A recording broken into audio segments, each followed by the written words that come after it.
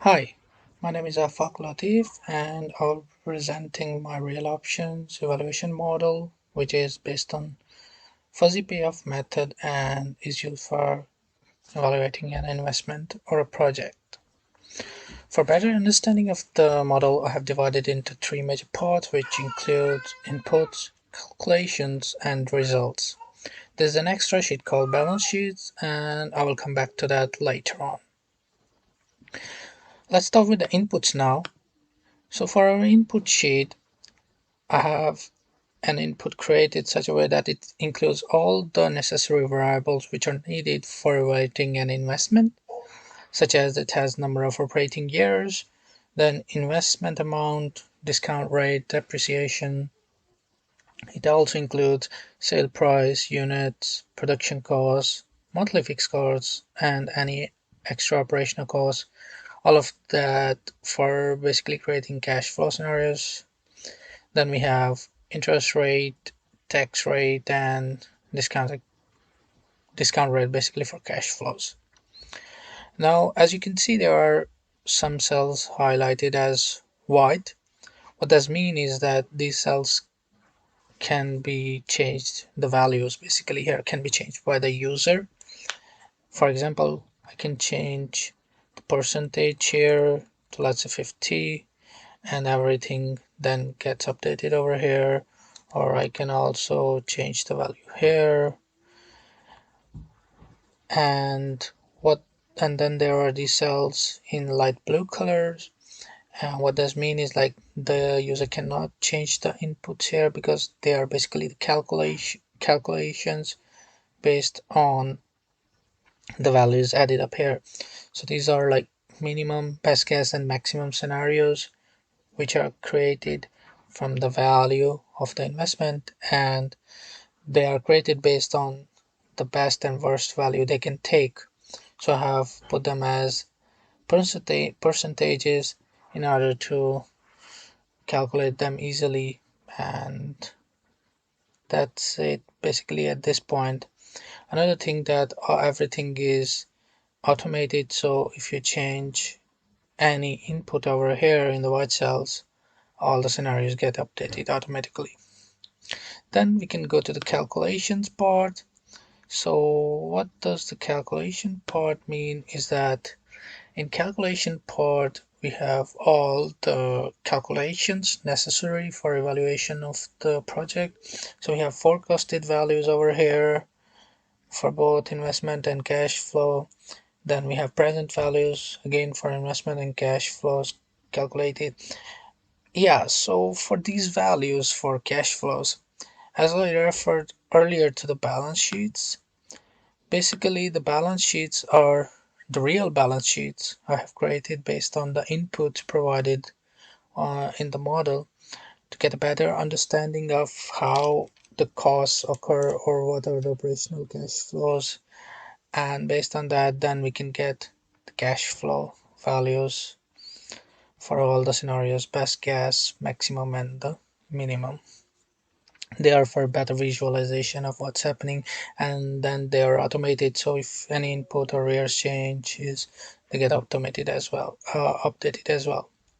Going back to the calculations then, so we used in present value as it is a one-time investment and there are no other investments coming in.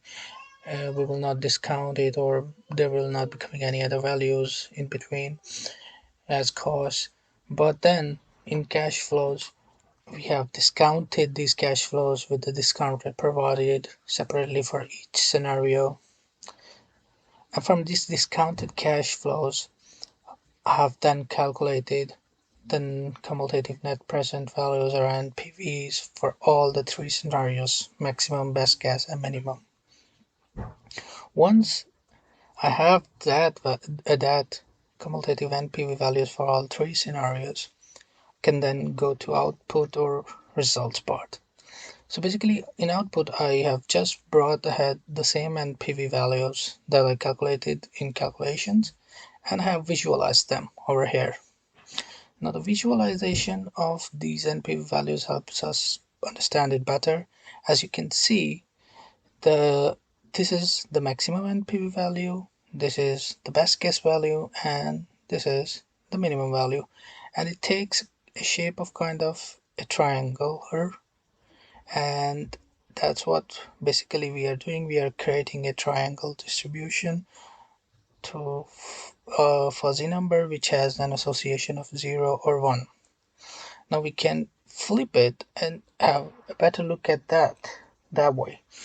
So what we have done here is that green part is the maximum, and this orange line represents the best case value, and everything in between them is the maximum and PV value area. Whereas down here is the negative value, and everything over here is the negative and PV values. Now, based on the NPV values, we have calculated alpha, beta, and A, where alpha is basically the distance between A and A minus A, beta is the distance between A and B plus A, and A is basically the minimum value that the best guess value we get for NPV.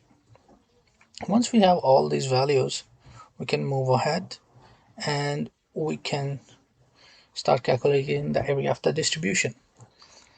Now, at beginning, the height of whole triangular is 1. As we said, it has an association of 0 to 1. And then the weight of the triangle is the total weight of the triangle. And based on that, I've calculated the area of the whole triangle distribution, which is 1 over 2 1 divided by 2 multiplied by the height, and then multiply by the width of the triangle, which gives us the area of the whole triangle. Once we have the area of the whole triangle, what we want to calculate next is the area of only the positive side over here. The positive side of the triangle, it can be represented as this, or to better understand it and better visualize it, if we flip it, that's the positive side of the triangle, and we want to calculate the whole area over here. And for that, we want to see where the 0 stands in a fuzzy set, and we can calculate that by using the formula provided in the textbook, and it has been automated to check for the values of cumulative NPVs, and based on that calculate the area calculate the point to which 0 belongs to fuzzy set.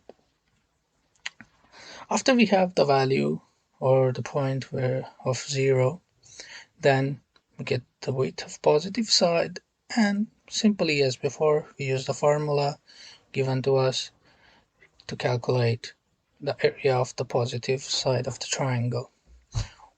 Now, once we have the area of the whole triangle and positive side of the triangle, we can get the mean value of positive area. This mean value is kind of a representative value of the positive area, and this is calculated based on the reference formulas given over here, where if the worst case is bigger than 0, then you use this formula. If the worst case is less than 0 and the best case is bigger than 0, then you use this formula. If both worst and best case is less than 0, then you use this formula, and if all the cases are less than 0, then you use this formula. Now we have automated the calculation with if nested loops and conditions. So this value will be calculated checking on each scenario, and then from this value we can get the real option value, which is nothing more than the area of positive side divided by the whole area and multiplied by the mean value. And this will help us understand if we should invest in the project or not. And in this case, it tells us that we shouldn't invest because the option value is less than the project investment value. So I hope this was helpful, and visualizations helped you understand it much better. Thank you.